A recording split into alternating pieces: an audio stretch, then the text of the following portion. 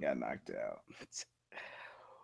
What is up, everyone? You know what time it is. It's time for your Saturday morning anime super hour. It's that Smash podcast, your corner for all things nerdy.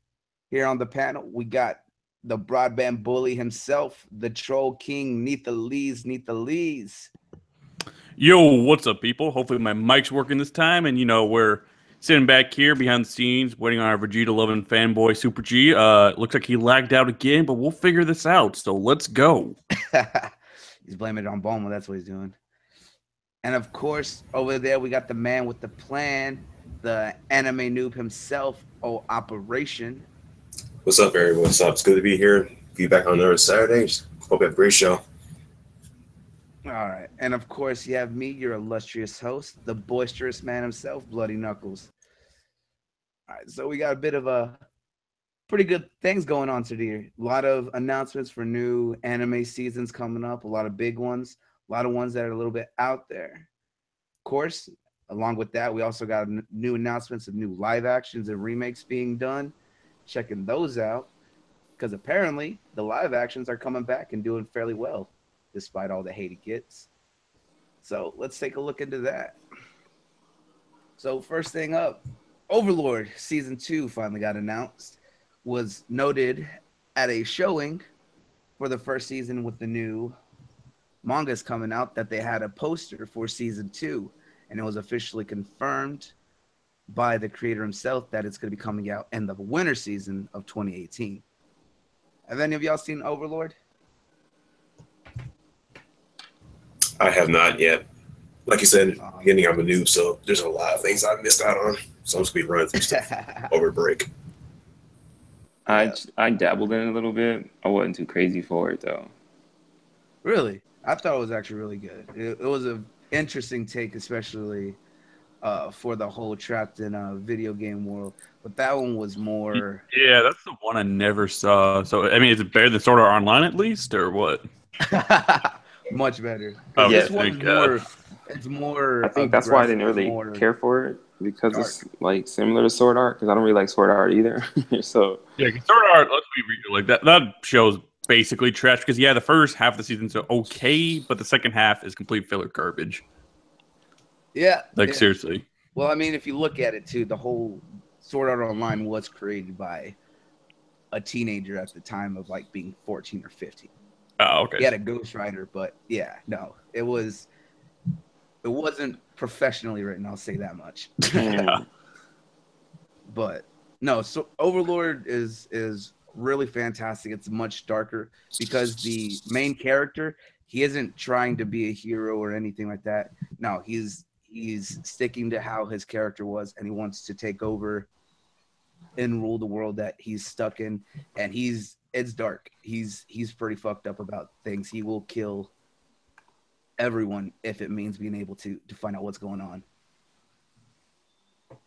So we don't have a shitty creator. That sounds good. Yeah.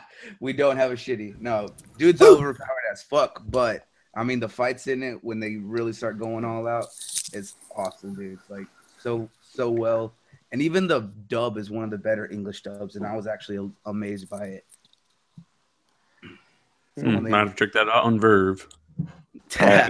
You may have like resold me to recheck it out, because I mean I was just like, this is kind of like Sword Art. I'm not with it because I'm not with Sword Art.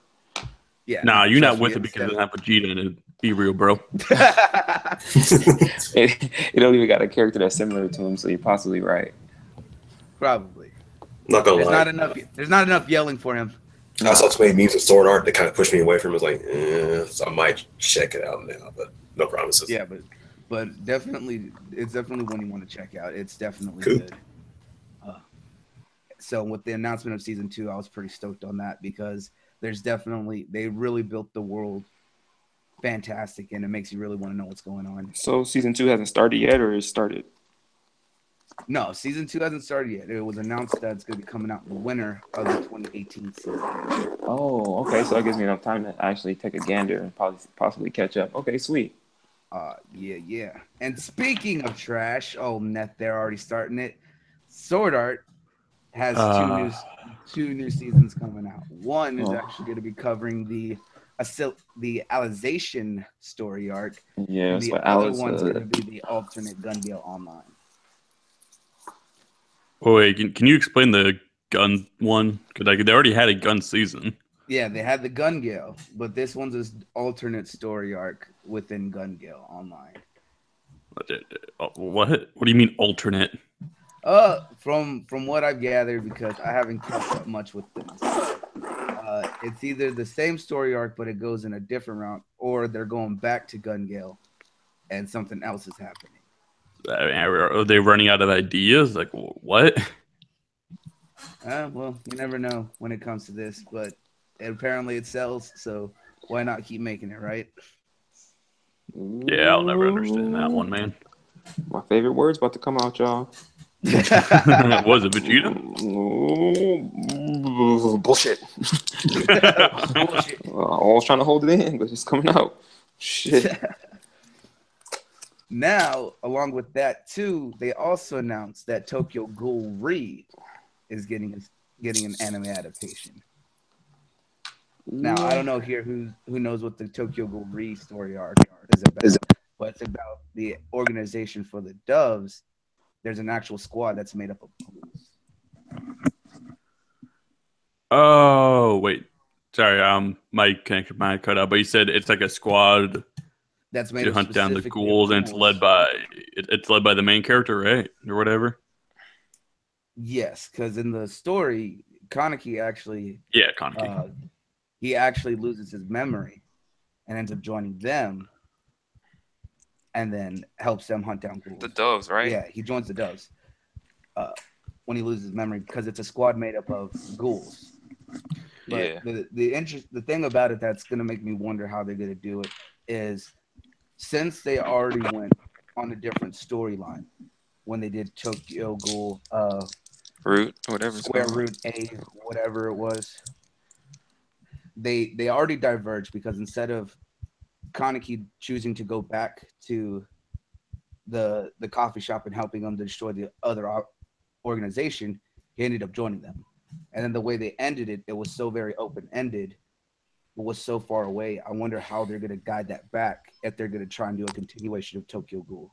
I was going to say the same thing, because that second season, dude, was like, it just went a totally different way. I was just like, what is going on? I don't know what was going on. Like, here's the thing. If you look at it for what it was, the second season wasn't bad in its own rights, but it wasn't it wasn't a direct follow-up to the first one. Yeah. Exactly. And so with that, they're trying to continue it, which is like, how are they going to do it? How they're going to get back on course. My only big issue with it is how they're going to continue from where the second season left off, because they recently did that same thing. Speaking of a continuation, is they recently did that with Blue Exorcist, and I don't know anyone who has seen that. I love Blue Exorcist. That's my shit. Yeah, I love it. It's great. But the first season, way back in, what was it, 2012, 2013, like years ago, it was a 25 episode story arc, but basically everything after like episode 13 or 14 went in its own complete separate storyline. After he showed off and fought with the headmaster's brother, went full demon mode. After he got judged by the church and everything there, it went its own separate storyline, because it showed him going full devil, and then showed his brother meeting with the headmaster there at the school and everything else, and they actually trying to bring out both of them being the sons of the devil. But about a year ago, they did a continuation with the Kyoto Saga, and basically everything from the second half of the original season was scrubbed, because they went back to the manga, where the brother's slowly discovering that he also was a spawn of Satan like his brother. Yeah, I mean, that's what they should have done from the beginning, because like after episode 13, like that was kind of stupid, and they just like ended the series when it really shouldn't have ended. And it's like they entirely had to retcon all of that without. Yeah, so it really was pointless. Like, because Blue Exorcist is the shit. Like, it really was a disappointment that it ended so quick. And it is a disappointment, because it really did have a lot of a potential. And if you've been reading the manga like I have, where the story went, if the anime stuck with it, it gets fantastic. All the other characters in the class get really brought out. There's a lot of twists and betrayals that end up happening. It's fantastic, and would have been perfect if they adapted it right. Yeah, like, do you think they did just their own weren't thing. confident in it? Like, why do you think that happened? Honestly, I don't know. I think that they were during that time. A lot of shows were getting just a 25 and doing one-offs instead of just a typical 12-episode season that we're Yeah, seeing more because common Blue now. Exorcist, like, it just kind of missed like the whole seasonal way we have. Like, you know how like One Punch Man, My Hero Academia, all those like seasonal animes are really popular now. I feel like Blue Exorcist just missed that mark because I mean they could have easily been one of those ones I just mentioned, And it but could have now been. it's just kind of It awkward. definitely. It really was because I think it came out at the wrong time. Honestly, because they were doing it during that time when the 25 episode seasons were more common, and when they didn't have the confidence at the time to do anything, they went off on their own tangent, and it hurt the show. Yeah, because I mean they had good characters. I like the character designs and everything. Like and the animation was fantastic. Like the show had so much I give it potential. that.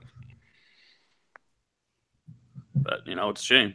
It is a shame, but that's why I'm kind of hesitant right now on how I feel for Tokyo Ghoul with the new anime adaptation. I'll definitely give it a chance because I gave Root Plus A chance, but Yeah, we'll that's see the how it least we can does. do. Root Plus A was not. I mean, like I love the show. I love the whole concept of the show. I love the characters. Oh yeah. I love the gruesome of it. Like I was bloody and stuff, but like that Root A thing, dude. I don't know. It was like a. It seemed like it was like a time gap, dude, in between like the end of the first one to that one, because I don't know, like they just changed so much and diverted so much. I was just like, what the hell's going Yeah. on? Like I felt like I missed a huge chunk of it Yeah. and just came back to these Because fools at just like that point picking in up, the story fighting arc the dogs too, and everything. agreed, and they did change a lot because at that point in the story too, that's when Kaneki was like close to telling Toka how he felt about her, Mm-hmm. and they completely kind of pushed that out in the show because of Yeah. how far they diverged. And again, it wasn't bad in its own right, but It wasn't. I dig the fighting scenes, like when they went to the prison or whatever, and they was fighting, and they let all the inmates out, and they were oh yeah, going at it. It was all the dope. captured ghouls and everything. Yeah, it was. Yeah, that was dope, dude. And that creepy little agent, that chick with the stitches. Is it a Oh chick? It's yeah, a chick or a dude? it's a I'm getting dude. confused. It's a dude, right? That shit I could never understand, dude. I was like, oh, okay, whatever. Yeah, it's got that Goku syndrome. You know, it's a dude, but Yeah. the voice just makes you think otherwise. Well, I mean that too, and then the twins, they kind of like approach her as if she's as a chick, dude. So I don't know, it's kind of weird. And let's see here. Also, and this one's going to be good news for old Neth there. If you haven't heard, Dragon Ball Z has a new domain registered to it under Dragon Ball 2018. Yes, they do. And there's some good theories out there that this might tie into the good Boo stuff. You know, like back at the end of the Z, we had a Boo reincarnated, and he was a good kid and everything. Ooh, So this might tie Like, into his storyline for Super. That would be interesting. And Because a they lot have of people, already mentioned Boo multiple times. They said, well, can't we just get the revived Boo? He's like, nah, he's too young. And then Dende was like, look, Goku, this kid's grown up. He's already strong. You got to teach him when he's ready. yeah, they did say that because they wanted him for the tournament, right? Before yeah, they they like, got originally their wanted group, to Yes, they and did. after dude, Majin Buu passed him.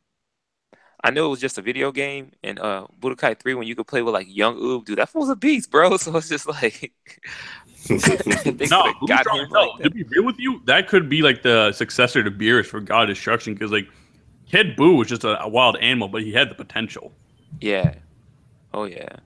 Oh yeah, I definitely see it because if you've looked at the past when we had the registration for Dragon Ball 2012, that's what led into Battle of the Gods, and then back Mm-hmm. in registration for Dragon Ball 2015, that's what led to Resurrection F. So with this, we know that it's possibly going to tease into another movie. Right now, it's just finding out what that movie is. Yeah, So and just in speculations. case the audience might be a bit confused here, you see, Dragon Ball Super technically doesn't take place after Dragon Ball Z. It's between the Boo arc and what you Mm-hmm. see at the end of Z at that final little tournament they have. So Yeah. Super is in a weird place, but they have to catch up to the end of Z soon because it's getting that time anyways. I mean, they Yep. can only Yeah. do so much crazy stuff. In It, that it time really period. the time frame that it's in, as well as everything they're trying to push into it. It's in a major crunch area right there. I agree.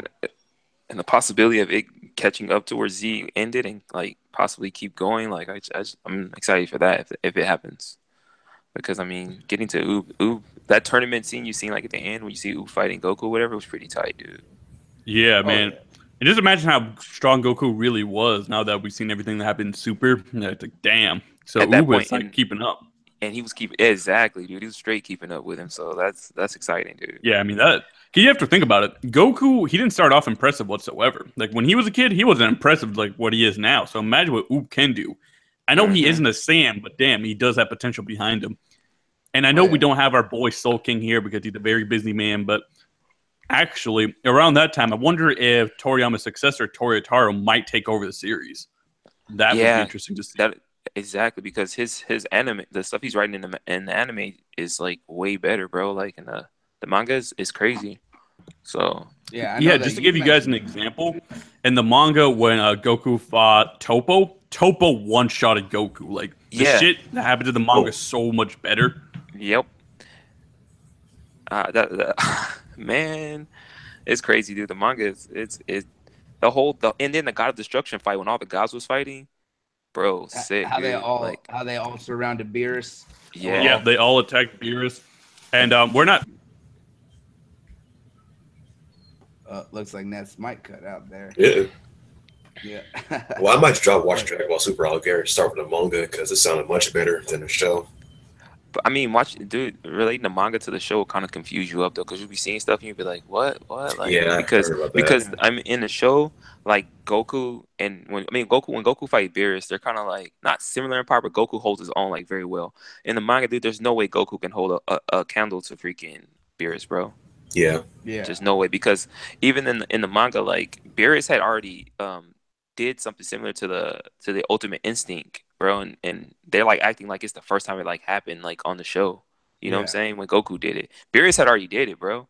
So, it's just it's a lot of differences that go in there, dude. And I agree with the differences, but I think you guys still got to think in the aspect of like this. When they make changes like that from manga to anime, it makes it so it's a little bit more entertaining and digestible for people who only strictly watch the shows. Yeah, it's like streamlining it in a way. Yeah, it's streamlined it. Yeah, that's a good word to put it. Because of the fact of not everyone's going to go through and read hundreds and hundreds of chapters. True. If they don't have the time, when they could just watch an episode for 30 minutes and then get a good chunk and be entertained. Yeah, exactly, and be entertained. Now, you're story. Yeah, and you're gonna have those people that are dedicated and watch those continuations, or even for a lot of animes too that don't get continuations. And I'm looking at some of the biggest culprits, like Dead Man Wonderland. Dead Man Wonderland had potential, man, but they stopped not even halfway through the story. And if you go and read the manga, they removed one character that was so pivotal for the rest of the manga, and where it ends, dude, it's so fantastic. Why stop halfway through? Dead Man Wonderland was dope. Oh yeah. Why they stop? That was one of those sleepers. It just didn't garner the attention that it had back then to really garner a second season, unfortunately. Okay. Yep. But like I said, they also made one change that really changed up the story, is that they removed one character that was the driving force for the whole story in the manga. And without that character, it would have made it hard. It's just that thing that happens too when it's just the wrong time for a certain particular thing to come out. Like, I think Dead Man Wonderland was like before its time, I guess I would say, because like had it come out now, I think it probably would have got continued. Yeah, exactly. If you look at some of the stories and videos that come out now, you know, you have things that are like Prison School, that are Assassination Classroom, and those kind of all add in, and those are fantastic. Like Assassination Classroom got to do its whole story, and that was fantastic because it was well done, even well adapted from anime, because they both seasons had the full 26 that it needed to tell the stories that it did. Yeah, and taking in a kind of different direction, you know, we do have shows that yeah, what's up, guys? We do have shows that kind of come out too early, / they shouldn't be really out right now. I know we don't got SoulKing here, but I gotta say Boruto. It's a bit too early for you, man. Yeah, I don't know. Yeah. It didn't start off the best. It's getting good now, but It wasn't it's really like like what, we're fleshed out. nearly 30 episodes in. I mean, it's kind of weak compared to Naruto. Yeah. I wear And Like, let's be real, people wouldn't have minded waiting 5 years for Boruto. You would have had some nostalgia for Naruto then, and there would have been a lot of manga material to cover it by then. exactly, dude. I, I think it just came out too early, too quick, I agree with and it's that not because fleshed out, dude. and part of that too is if you look at it is some people and I think some of those decisions is because they're like, all right, we just finished this Strike long while the running fire's hot. series. Yeah, Yes, exactly. it's been like We over just finished 20 a years. 10, 15 years story with Naruto. They're like, we got to keep it going. We got to keep making people interested. We got to keep it, satisfied for the people that actually want that. So they pushed out Boruto and did a continuation, not necessarily with the old cast. They're still there, but they're like, let's create a new generation for new viewers and still I do the even throwback like for the new older. generation and everything, but it's like it's just rushed. The storyline's weak, and I don't know. It almost tarnishes the brand a little bit. Like it's bad when you don't even say Boruto is part of the top 3, Yeah. and you came from Yeah. Naruto. Yep, exactly. Because Naruto was 'Cause so if you strong, dude. And that's true because if you look at the new shonens that are coming out and a lot of those that are really making the top, My Hero's up there. Even Black Clover is being Yeah, and My Hero's a seasonal anime. Do you know how bad that is? It is pretty rough if you think about how long that Naruto ran and where My Hero is at episode 38, where Naruto was and was still going, and Boruto's at that point and it can't keep up. That's where it's disappointing. Quick question. I mean, I'll admit panel. it's getting better, but like, no, there's still plenty of problems with it. I'm sure it'll be fantastic by the manga material and all that. But then again, I would have rather just started at manga material if you waited a couple of years to have it built up. Yeah. Quick question. Question? So how the hell did Shippuden end? Because I'm not sure if I saw the last episode or something like that. Has a very disappointing ending. Like, Yep. You're not gonna like what happens to Madara. I'll just say that. I don't really want to spoil it for you, but Go ahead, man, because I thought I finished it, but apparently not. that'll be a little disappointing. But the actual ending isn't that bad. The final fight's great. People will even say That shit went off the walls. It is off the walls, but even people will say that even in a drawn out story arc like the fourth Great Ninja War there in Shippuden was still better than half of or like pretty much all of Bleach's story arcs because that was a cluster. You see, the thing about Bleach is I think his name is Kubo or whatever, the guy who draws it. He's really fucking good at art, and you can see the art and animation, everything that Bleach is inspired from is fantastic. But the dude cannot make a story to save his life. Like, he really can't. See, and part of that, too, is that with Bleach, it never had a clear defined story or what drives Ichigo. They just made power jumps and new transformations, becoming part Hollow, part Soul Reaper, part Super God, whatever he was going to be, just for the sake of, hey, we need to introduce something new and just keep it going. Like, and like we're not even against that because it makes sense of why he's strong, but like it's not explained that well. And Ichigo never had motivation. He's like, I'm a good guy just because. Just because. Yeah, like if you look in the beginning, he didn't even want to take over as a Soul Reaper for Rukia. She kind of forced it on him, and then he was just naturally good. And then he just kept doing it just because. That's not really driving or giving him a reason to keep doing it. Like I'll give the fact of the first Soul Society arc when they went to go rescue Rukia. That makes a little bit more makes a little more sense when he went in there because he started to care for Rukia at that point. I get that, but then they repeat it again with Orihime later on. It's like the same exact arc every single time, and then they introduced all these soul squads of like 50 people. And then just do nothing. They're just kind of there. I mean, let's be real. Do you remember the Full Burst arc or whatever the fuck that was? The most pulled out of your ass arc imaginable? Nope. I mean, that arc was so fucking terrible. Basically, Ichigo lost his power and he gets like this bullshit power. And then the guy you thought was good was evil, even though you kind of thought he was evil anyways. It was just terrible.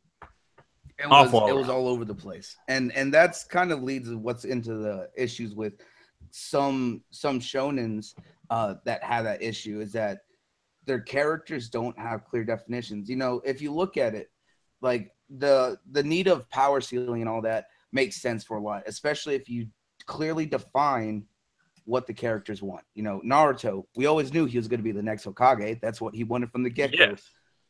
Midoriya, we know he's going to be the greatest hero. It says at the beginning, but it's the journey to get to that point. Yeah. And you can see his why he wants to be the greatest hero, like his motivation. Yeah, exactly. You see why they want to do that. It's not Yeah, they just, definitely flesh him out. And show him It's how to clear and do that. defined. You know, our big boy Luffy from One Piece. When you see that backstory with him and Shanks in like the 3rd or 4th episode, you're like, damn, this is why the kid wants to be. Exactly. And Exactly. Luffy, we know that with One Piece that one day they're gonna find the treasure there in the Grand Line and find One Piece. But the thing is, it's about their journey as he built this Straw Hat crew with adding everyone and just the people and all the friendships they make to get there together. Exactly. That's what makes it so great. The goal of the story wasn't even that interesting at first, but then it enveloped. So much mystery came, and then the One Piece, you're truly interested. You're like, damn, why did Whitebeard tell Blackbeard that he's not the one he's looking for, that Roger isn't the one looking for him?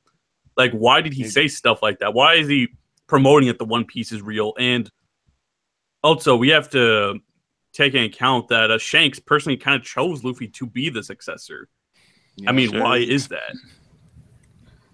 It adds a lot of mystery, and with One Piece, it's been running for what 15 almost years. Yeah. Yeah, and they still and keep it's adding still characters. Like, when you see that new generation for the first time at Saturday But Art, it's still you're good. like, God damn, these are the 3 new kings.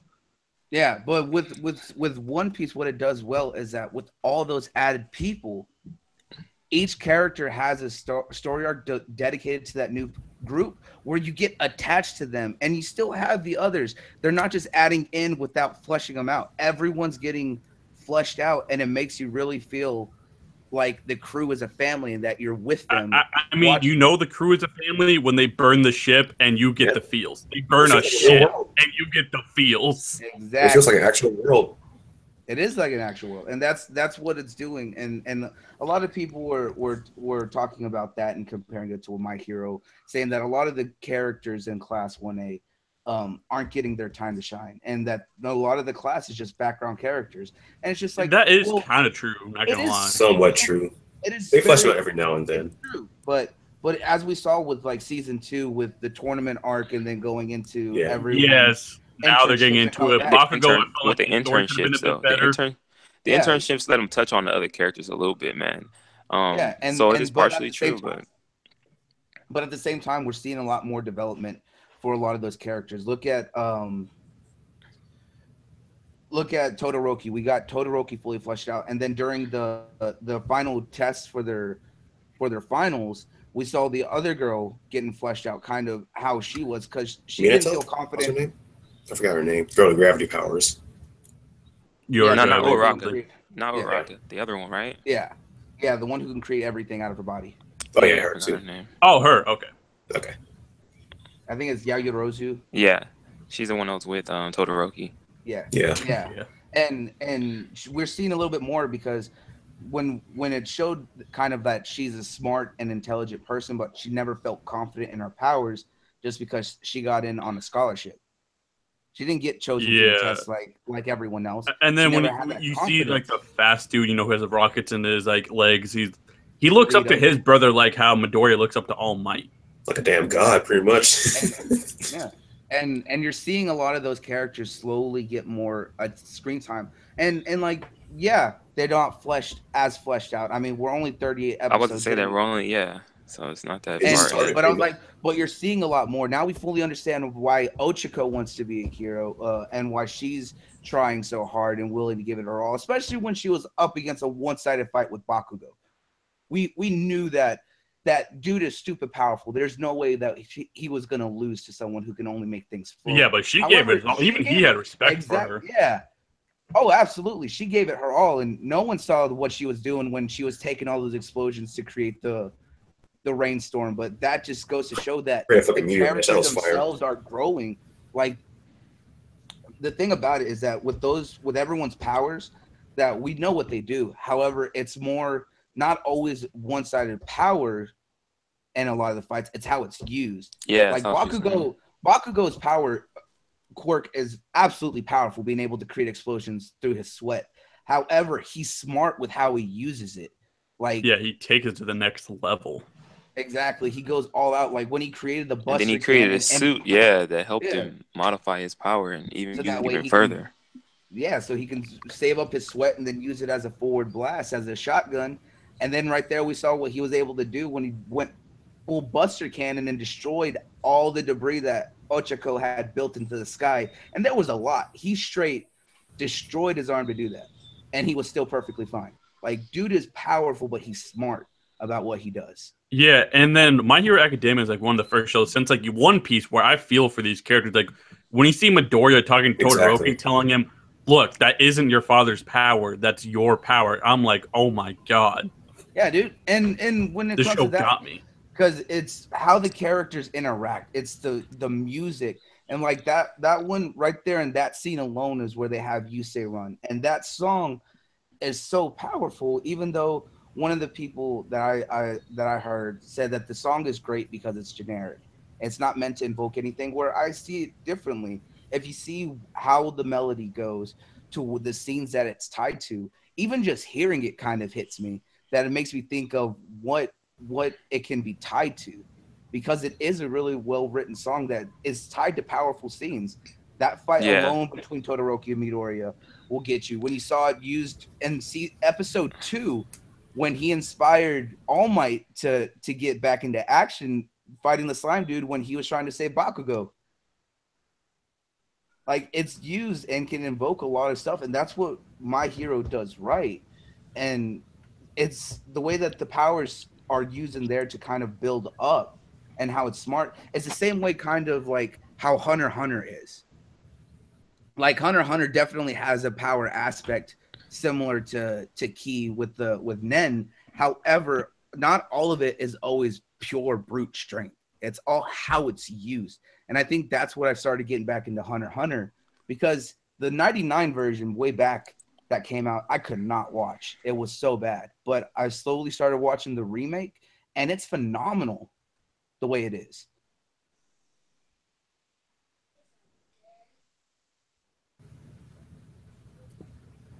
Absolutely have to agree with everything you just said. Like My Hero is a fantastic show, and I absolutely love it. Yeah, just thinking about that song, "You Say Run," just sends chills on my spine, bro. I'm sorry. Told you, man. It definitely has. It's that really aspect. emotional evoking. It really is. Yeah, and it works in a lot of scenes because it just the way that it's written, it can work to invoke powerful emotions in those scenes. And speaking of Yeah, My man. Hero, without a doubt, of course, it's already been announced that season 3 is happening. We just don't have a date right now. Oh, But Next year. next year, probably. I'd say the spring. I Yeah. think spring season would be definitely a good time. early If next not, year. definitely back in the summer.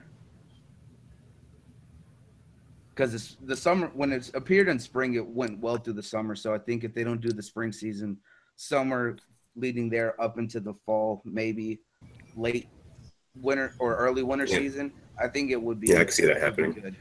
Oh yeah, it's definitely gonna happen. But just when it's gonna come out is Yeah, the that question. that's a damn good show, man. Like everybody I tell about and recommend that show to, they be like, really? They'll look at like pictures of it and be like, I don't know about these characters, but I just like, dude, watch it, just watch it. Don't Yeah, look at I like got for someone who yourself. thought it would be like really cheesy and things, but I'm like, nah, man, exactly. that show. Everybody gets Its that premise cheesy, sounds like, cheesy as hell because like comic book twist with an anime. Well, anime No, it twist, really comic book twist. is. But here's the thing: they do superheroes and comics better than some of our Better. Western stuff. They Yep. really Yes, do. that's the thing. they make you Superman. care about like those characters, even the characters like I really could care less about. Like I can't think of his name, but the guy that's like he makes like rocks on like his arms and stuff go rock, and then they have like the character that's like the metal version Oh, of him. you mean Karishima? Oh, Cheeto, flaming Cheeto ass motherfucker. Yeah. Yeah. Dude, like until he did his like internship and when he fought like his counterpart, dude, I didn't really give a crap about that character. See, But I after liked that, him dude, I was because of just the fact like, that I liked him because of the fact that the characters each have a personality. He and and that's what I was getting Adashino. to. That's what I was getting to because like I didn't care until they like dove deeper into him because I was just like, man, this is one of those characters they just put on this show to at some point get his ass beat and probably die off at some point. Like I don't really care for him, so I'm not even gonna like even pay attention to him. But after that, I was just like, oh, this fool's actually like pretty deep, and there's some character under him, you know, not just this meathead that got like rocks for skin or whatever, Exactly. and just bashing it out with his counterpart that has the same power as just metal. Like, Yeah, Tetsu so it Tetsu made Tetsu you, Tetsu.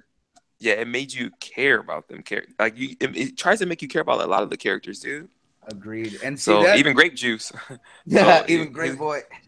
See, and what's funny about that is that they're definitely taking their time to give each of those characters enough shine, and they're doing that in the same way that Assassination Classroom does.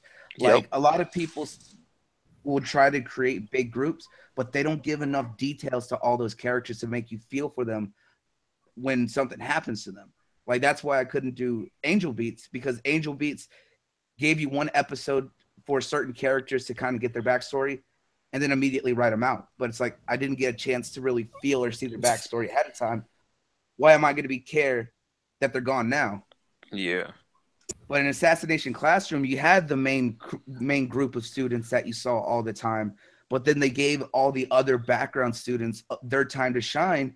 And then after they showed them off, they kept them in the story and they started addressing them more by their name and putting them on the screen. So you learned all 26 students by the end of the series. And then when you get to that final scene with them and Kuro Sensei, it hits so much more because of the fact that you're seeing it from all 26 students and actually care for what's going on. Yeah. I agree. I love the Assassination Classroom. That was, oh man, it was good. Oh, dude, that last two episodes, like I was straight crying, man. It hit me hard. Like it's so many I feels. didn't want it to end. Actually, I was just like, damn, like the connection they all started to build together with the teacher and everything. I was just like, man, like this is getting crazy right here. Like I didn't expect it at all. Oh I yeah, expect this full just to. but I think it ended in probably the most perfect way that it could have for for that story. It was phenomenal. Oh,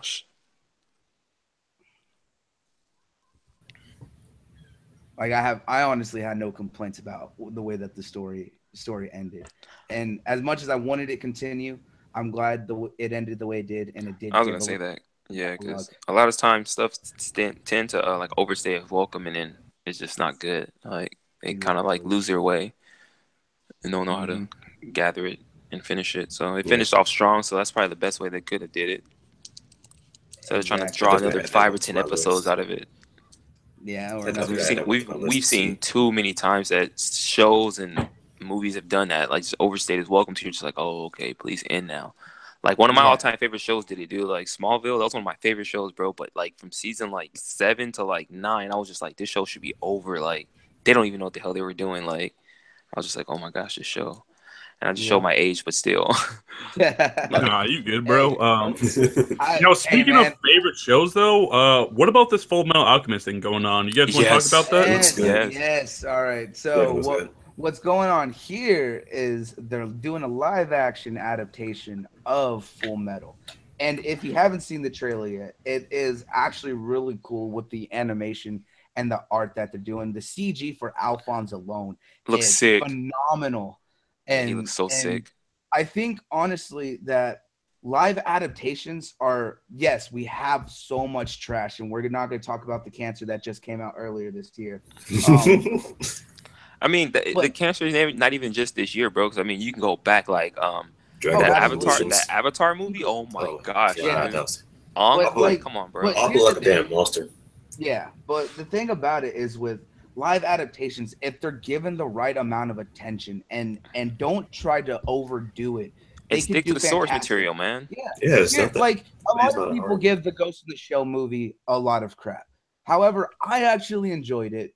One, the characters and the actors that got to do for the casting worked well, especially for a big Hollywood movie. The animation and the amount of editing work that they went to fully recreate the city was phenomenal. The visuals were Yeah, the spectacular. visuals were great. I still didn't care for the movie The though.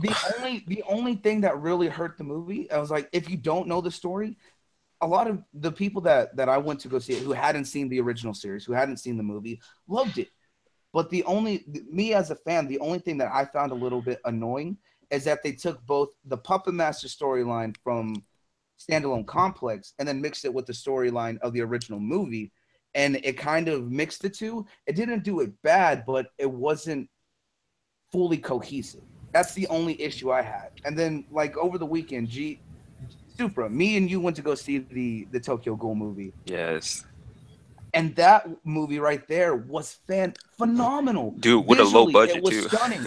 Yeah, low budget. The visuals were stunning. So sick, man. So sick. The acting was perfect.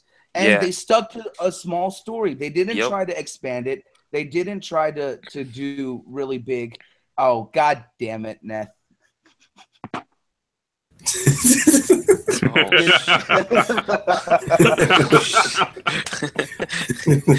Oh, no. We did not speak about Spider-Man 3 in here. We're not going to speak about that. Oh my god. Nope. All right, continue on what you guys are talking about. Oh. But like with that, they stuck with a low budget.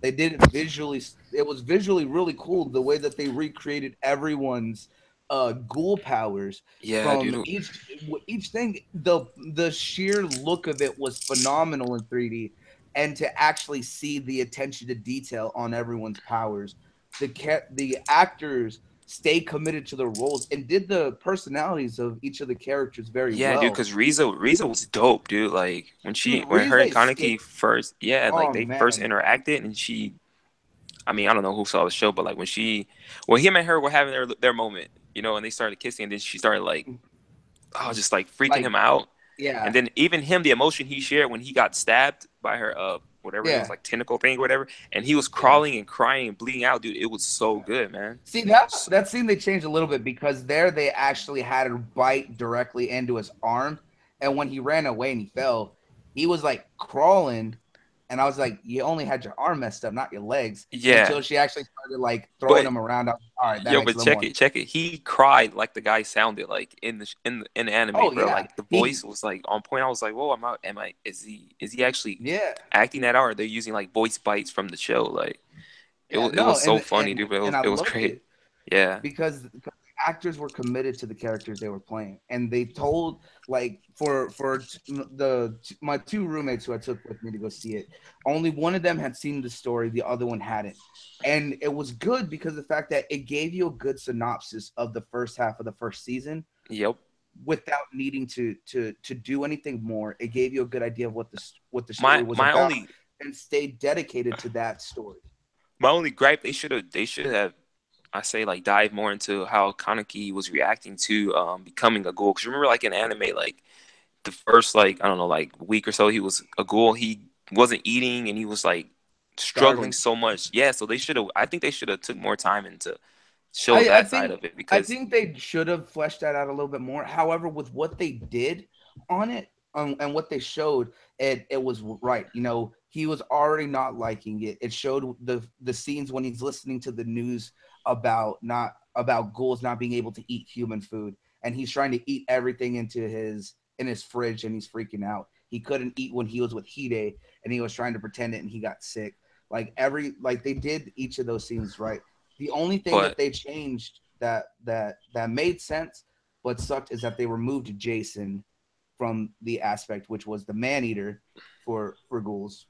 Yeah. And then my big gripe was at the very end, is that they put a little bit too much emphasis on Rize, or him being affected by how Rize is, since he has part of her in him. And when during the fight with Amon, they showed him freaking out in a way that Kaneki never did, because at that point he never let Rize get so in control of his mind or get to him when he was in ghoul mode.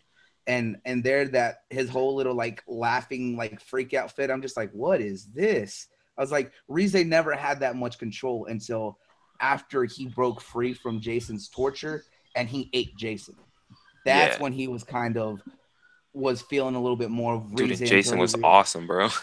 Yeah, dude, Jason, having been there, would have been cool, but there's talks that they're going to do a second one, and I hope that they go into the storyline of Jason and the Man-Eater. And look who it is. It's King Petty himself. Woo! All day.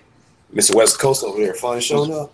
Man, I just woke up, man. I'm telling you, we got to change these times, bro. I'm sleeping. Yeah. You good, bro? I'm surprised I'm still awake. I know life Stranger Things 2 this morning, bro. You good? No, I didn't even. Hey, you know what was crazy? all was these great. dope ass games, and when you take a break, you got Stranger Things to watch. Oh Hell man, yeah, bro. In Oh heaven, man. bro. it's great. It's great. We're talking about all these nice movies and animes coming out and new shows. Nice little break in between. Oh yeah, for sure, man. But like I said, with what Tokyo Ghoul live action did was phenomenal. I really loved it. Like if I had to give it a score, I'd say like an 8.5 out of 10. It I was had gonna say the same thing, its dude. points. Yeah, if it had its little quirks where it could have been better, but for what it was a phenomenal live action Is it adaptation. streaming anywhere? So far, I don't know if it's streaming anywhere. I don't But know either. if we find anything out, Yeah, I we'll would pay definitely money know. to see that, but I don't Yeah, have a theater. Yeah, I agree, dude. Full heartedly, and that and movie is that worth checking it out. it is definitely worth I highly seeing, recommend it and that's because it's why one of the I'm best looking anime forward. adaptation. That's Should why I I'm see the looking movie forward first, or to should I watch the Fullmetal. show first? The movie will definitely give you Watch a the good show. understanding of like the first half of the first season of the show. Yep. However, there are going to be some characters that they removed only in regards to the story, like Jason being a big part. But for the most part, they still stick to the same story. So you Okay. can watch the movie, get an idea, and then kind of speed through the first episodes to kind of see where the changes were. But you can definitely watch the movie and still go into the show with understanding what's going on. Okay, cool. But that and then Full Metal coming out, like I said, the animation looks great on that. Like if you saw some of the way that they were showing the alchemy and how they were doing the transformations, it looks stunning. And I'm really hoping that they do well with it, because if live actions can keep doing well, then we could definitely get some interesting takes on some great animes and anything in general to really show off. The only I thing that I'm wondering is, are they going to do the Full Metal story, or are they going to do Brotherhood? Hope to I think God it's that's gonna be. I Brotherhood. think it's. Yeah, I'm gonna say that. I don't care. They just better not mess that up though. That's my favorite anime, bro. Like they Oh better not yeah, mess it up. dude, I Full don't. Metal was definitely probably one of the best. Dude, Greed And was one of the dopest characters. I hated he died so quick, but that dude was so raw and so sick, man. oh yeah, Has and everyone on the panel seen that anime like completely? I watch all Full through Metal? Yeah, I've Yeah, seen. Brotherhood. I watched Full Metal and I watched. Unfortunately, not. Yeah. Yeah, don't I'm spoil about the dog scene. He doesn't understand what that means. Oh, I got something beautiful for you then. But with that being said, they already announced that there's a few other live actions that are going to be interesting to do. Mob Psycho 100 is being announced for doing a live action Ooh, drama damn! I didn't adaptation. expect that. Yeah, if you haven't seen Mob Psycho, it's the other series being done by the creator of One Punch Man, and it follows a character known as Mob who has psychic telekinetic powers. However, he can't control it when he starts getting riled up. And he works with a fraud of a teacher who basically uses him to take care of spirits and other sorts of supernatural goodies. And the show itself was hilarious. It's already been announced for a second season. I believe it's coming out in the spring. But the fact that they're doing a live action drama adaptation is going to be definitely interesting, because that show was definitely out of nowhere and it was hilarious. I loved it. The fight scenes too, when you actually started getting people with different psychic powers going at it and just going full on, it was phenomenal. And I really want to see how that does. Yeah, That's I would cool. love to see that. Sounds like an interesting show. I haven't seen it yet, so I'll definitely check that out. It's definitely worth a watch. If you liked One Punch Man and liked the humor Oh, that love One was Punch. in that, yeah, one definitely carries that over into Mob Psycho. It's just One Punch Man, but in a psychic world. What's crazy about One Punch Man is that I never been fully invested in a complete fan in a short amount of episodes ever. Right? Like I was Yeah. completely sold. Like with those first, 12? I think. Dude, I was Yeah. sold Yeah, the first 12 two or episodes. I was 13. like, this shit's Roughly, legit. yeah. And what's awesome is that they show that there's so many different diverse characters, and Right. some of those characters, all those other heroes, it made you like them so quickly. Like Moomin Rider, I'm a fan of Moomin Rider. We all Right. know that he can't do anything, but when you see him in that episode doing everything, you can't help but feel as a fan of him, because you want him, even though you know it's not going to go well. The only time I felt that like attached to a character that fast was probably I think later in One Piece. It was when the anybody follow One Piece here? Absolutely. Okay. Absolutely. All right. So it was the homosexual guy when Luffy got Oh injured, my god. When he and sacrificed himself? yeah, when he was taking care of Luffy when Luffy was out. Yeah, that I gained respect for that character really quick, and I didn't like him before, but I know, and then they escape on the ship, and the dude stayed behind just so they could get out, and you're like, oh yep, my yeah, god. it was pretty it was wild, man. It was pretty cool. I never thought I would feel for that character especially. Yeah, at all. You didn't because before you didn't care about him, you just whatever. But then once Nah, he he was did, just annoying. yeah, once he did what he did, and he was like, oh man, he got my respect really quick. Yeah, because you see the poison guy come up to him, and you're like, you know he was fucked. Mm-hmm. Yeah, I'm so behind on One Piece, man. I haven't even. Oh god. Oh man, old Op is having a little bit of technical difficulties there, old fraud ass. He'll fix that. So, Bloody, you've been watching this thing called Silent Voices or whatever. What is that? Silent Voice. So, if you hadn't heard, there was 2 anime movies that came out last year that were so big that they've outdone even Hayao Miyazaki's movies. And that was Your Name and A Silent Voice. Now, A Silent Voice is a phenomenal movie because it'll hit you real hard in the feels. However, it goes into some deep, dark stuff. What it is, it's about a kid in elementary school bullying this new transfer student. Now, the transfer student, she's a deaf girl. She can't hear. She doesn't know what anyone's doing. And they're picking on her because the only way that she can communicate people was at first she uses a notebook. Then she gets hearing aids. They keep ripping the hearing aids out of her and tossing them off. And then they tried to teach the students sign language to be able to talk to her. And they keep doing this over the course of a few months until she transfers away. And then when they state that they know that she's been bullied, the main character is quickly pointed out as the one who's been doing it. And kind of everyone turns on him and starts treating him horribly after she's gone. And it's him kind of going through the story of wanting to redeem himself because he felt like he never deserved to have friends. He never deserved to be happy because of what he did. And he's trying to make everything up to her, specifically her. And through this course of the movie, he starts meeting these other people who tell him that, no, you're not as bad as you think you are, that you can make things change, but he never feels that he's worth redeeming. And he was going to kill himself at the very beginning of the show or the beginning of the movie. And it's kind of him going through the process of learning what it is to do right by someone else and not himself. And then trying to kind of redeem that story because he starts thinking of someone else other than him. And it goes. Well, damn. It's a heavy movie. I watched it with my mom, like I was telling y'all, and she got invested into it. Like, it has its funny moments where it's lighthearted, where he starts questioning. He's like, "Do I deserve to be this happy after what I've done?" And just it gets so raw with the emotions and what the characters start to do for each other through the course of the movie. And by the end of it, like, it's just so heavy-hearted with the way that it ends that you feel relieved by the end of the movie, because it does end in a good way. It's not like bad or ends so dark, but it goes through a lot of that darkness, wading through, kind of what people do and live through when they deal with that bullying and everything else, and what they need to do to redeem themselves. Like, it's a phenomenal movie. I see why it got so much attention, why it's sold so well. If you haven't seen it, you really need to. You can stream it.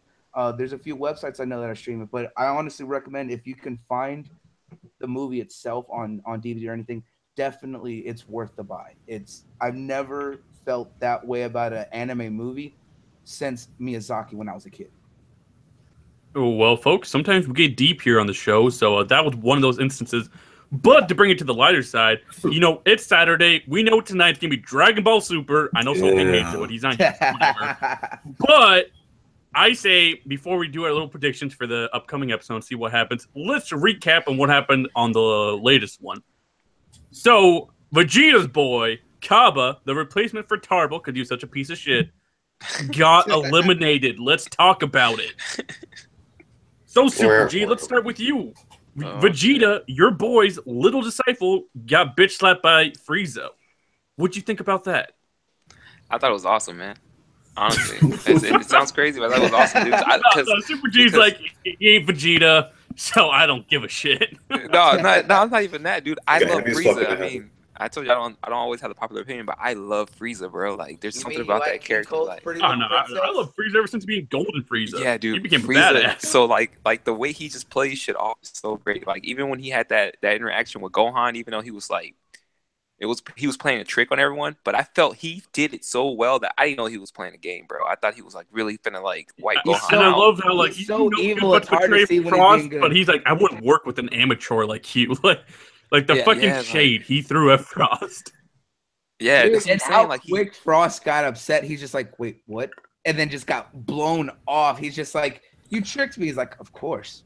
What I did. And he's so smooth with it, bro. So it like him doing that to Cop didn't surprise me. And it was just awesome. Like he just came in and was just like, this fool's nothing. Like, oh, and he's weak. Please, like, get out of here. See, and he hates fans anyway. So like, yeah, but the way that he did it, the way that he did it to Kaba was what made it a little bit more impactful, because Kaba is basically everyone's punching bag, because he's like he's honestly like Vegeta. He's Pretty trying much to be strong. He wants to do more. But then you have the natural talent of Cauliflower, and then the hidden power of Kale. Like, he's trying to keep up, and when he finally gets his moment to shine, you have such like the definition of evil of Frieza, like that come up and kind of be like, "Look, I like you and all." He's like, "I really do, but I just don't like your kind," and then throws him out like it's nothing. It hits him because he thought that he actually had a chance to do something for once, and he gets shut down. I mean, he just went Super Saiyan 2, and he gets shitted on anyways. Exactly. Pretty much. And that's awesome. what hits him. He's like, what? Dude, I don't care. It's actually kind of funny because Kaba, who's is a disciple of Vegeta, and Kale, who's awesome, is the disciple of Goku. I find that very interesting. And, just throwing some more shade to my friend Super G. He's a good guy, man. He's a Vegeta fanboy, so I got to give it to him sometimes. Man. It's only a matter of time. I kind of thought it would later on. Let's talk about predictions. They're saying that Kale and Cauliflower might do a fusion, something crazy like that. See, I've been hearing they don't have the But we don't know how knowledge. Universe 6 works. Yeah. Like, they're saying something to do with Champa's technique or something weird like that. Yep, we don't know exactly, because the theory already is that. Because I mean, they barely just learned how to go Super Saiyan. How they gonna fuse? Like, they kind of like behind on it when you think. No, I mean, Super Saiyan has nothing to do with fusing, though. Yeah, because the thing, like I'll say, the thing is, like, there's already belief that Universe 6 is the movie universe. That all the movies are non-canon in Universe 7, but more of them take place within Universe 6, as we saw when Kale went. When Kale went Super Broly, basically. So it makes sense that it's a possibility, but it's just like we Neth brings up a good point. We don't know really fully how Universe 6 works, so we don't know what fusions are like in their world, or if it could last a lot longer and shit. Like, we don't know. It'll be a cool callback if they knew the Taro dance, because remember, these people have been friends for a long time, anyways. Yeah. Mm-hmm. Or we may see them actually bust out the Kai earrings. Remember, they can use things or absolutely, because we threw some rules out of the book with Roshi and shit. As long as Zeno thinks it looks cool. Well, remember. That's why the dance is gonna work, because he's gonna be like, I mean, who knows? Goku might just teach them the dance, because this is a crazy motherfucker. He's like, look, you can't take me on Super Saiyan 3, but why don't you combine over there? See what happens. Dude. See, and honestly, if it goes that way, that kind of just goes to show where Goku's mindset is on why he's such a messed up protagonist, because he's so selfish right there. I mean, he wants all the training possible. That shade jeering through, it's crushed his heart, bro. I can understand. doesn't know what to I do can with understand himself. that, but the thing is, Goku's so selfish because of the fact that as a fighter, he doesn't want to take on anyone if they're not like the absolute strongest, and he's willing to risk everyone else to get that one special fight. Like if you look at when he first fought Frieza, he waited until Frieza went to his final form, nearly killed all of his friends after shooting Piccolo and Vegeta. I mean, that reminds me of the parody I sent you guys. And then blowing up Namek. Namek was already on meltdown, and then he finally goes Super Saiyan. He's like, all right, let's do this. And then after he hurts Frieza, Frieza's just like, wait, I could do more. He's just like, really? And then Frieza tries to backstab him. He's like, no, stop. And just for the audience is probably confused what I was bringing up earlier. You guys want to recap the little parody I sent you guys? Oh man, so it's basically the black version of Goku in the future. Let me show you my final form. He's like, oh hell no. Like I knew it because they had Frieza. I knew he's gonna call him monkeys at some point and he'll get mad as hell. It's just all it is just like he thought we was gonna let him power up, bruh. I'm telling you, I told you guys what I thought it was. I thought it was the Boondocks with a crossover Dragon Ball, bro. I swear it was like watching Huey and Riley like just rail on someone, dude. Like yeah. On a white man. That was like and Frieza was played by Tom. Like that's what it was. He was like, oh look, two monkeys coming to die. Oh Hannah, whose man is this? Is this your man? Yeah, like and stomping him out. Like he really thought we were gonna let it turn. Stomping him out, dude. It was great. That's and the crazy thing about it, I was at work and like at my job, I operate a forklift sometimes. So like, I was sitting on this forklift and I'm watching this video, busting up, almost crashing. And this dude's like, man, I was sitting on the stairs, like just cracking up and watching that. I'm just like, oh my god, bro. And you know what's the funny part? I sent that to SoulKing, like, oh, you see this shit? And he's like, no, bro. I was there. Because this man, he sees all of these parodies before anyone else. He knows what's up. Pretty much, bro. Pretty much. SoulKing is always on top of it. But I see here that we're running up on that hour here. So we're going to go ahead and close this out. Neth, you got anything going on for you, my man? Oh, you know, we spreading the word of the broadband bullies and, you know, hanging out, doing some good things on my channel. And I will have a video posting soon. So stay tuned for that. All right. SupraGee. Anything going on? Nah, man. Just gonna catch me back here next week. And follow me on Twitter at SupraGee. And that's about it. Great podcast. All right. And we know you ain't doing nothing. You ain't got nothing going on. That's funny. But yeah, just finished Stranger Things too. Like I said earlier, I wish some of y'all saw us actually contribute to the damn podcast this time. But next week. Next week. Next week. We'll talk about Stranger Things. Gotta find some more anime in No Life now because I just finished Naruto Shippuden. So yeah. Hey man, like I said, No Life that Overlord is worth it. Oh yeah, man, definitely. But yeah, if you want to catch me on, go ahead, man. I was gonna say they got the English dub on that Hulu. Some little kids. More subscriptions. Rip my wallet. Okay. If you want to catch me on Twitter, just drop it to hell. All right. Well, as always, everyone's information will be down below. But this has been the Smash Podcast, everyone, and we'll catch y'all next week. Out. See you.